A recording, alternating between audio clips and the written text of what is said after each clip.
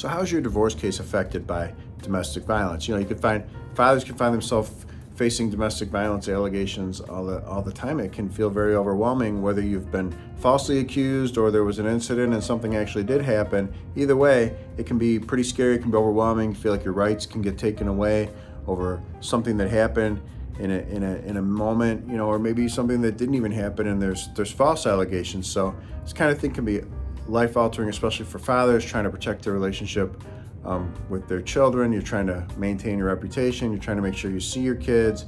You can be very much caught off guard. You got to try to be prepared for this stuff and to deal with it.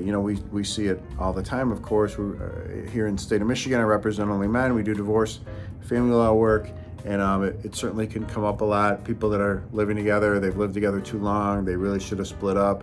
And there's problems, and there's domestic violence, or there's allegations of domestic violence, and it can really get in the way. It can lead to restrictions on when you see your kids, what time you're allowed to have with your kids, how you're allowed to see your kids. You could get into something where there could be a court order signed, even without a hearing, that limits your ability to see your own children. Your domestic violence incident happens, or you're accused of one. Wife files for divorce. It's possible for her to get a court order signed even without a hearing. Ex parte order, which ex parte just is Latin for without a hearing, could be a court order signed without a hearing that limits your ability to see your children, or court order signed without a hearing. Another example of that would be a personal protection order. So I could go to the court, make allegations about my spouse, get a court order signed that day with no hearing, no notice to the other person, that now says they're not allowed to talk to me, they're not allowed to be around me, and that definitely gets in the way of that person seeing their children at that point. So these kind of things can happen.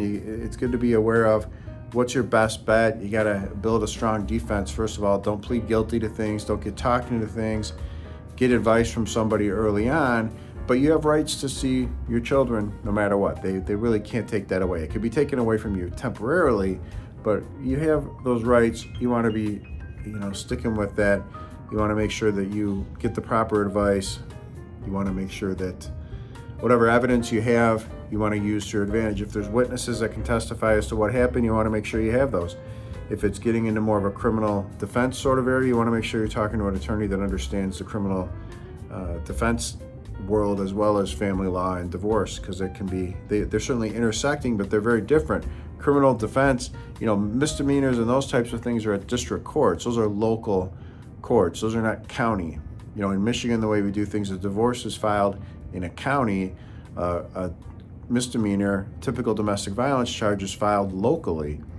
So I could be at local district court in the city of Bloomfield Hills, let's say, and that's a domestic violence charge. That's where that case would happen. But then if I was filing for divorce and I lived in Bloomfield Hills, that would be at the county. So that's at the Oakland County Circuit Court House in Pontiac. So two totally different systems, totally different things, totally different laws, different rules, different judges. You need a lawyer that is well-versed in these things. It's not always good to have your divorce lawyer do your criminal defense stuff, or you certainly wouldn't have your criminal defense attorney doing your divorce, right? I think we know enough about that, but you got to be talking to the right person about initial advice. Here we deal with criminal defense and we deal with divorce, so we know what that looks like, what are the pros and cons with dealing with that, and how to help you build a good defense, and the do's and don'ts of what to do, what not to do with criminal defense cases and divorce and family law.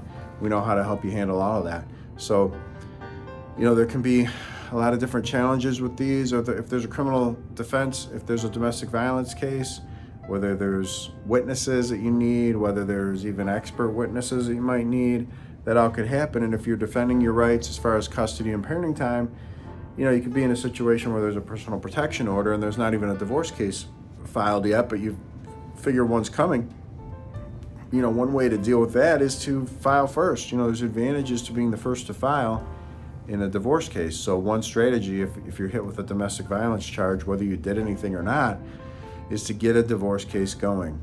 You know where things are at this point. You've been charged with a crime. This is not likely that this relationship can be saved. It's a very toxic relationship, obviously, if that's what's going on, unless this is like a one-time thing and you've worked it out, but that's different. But usually there's a pattern of this. There's been arguing, there's been fighting.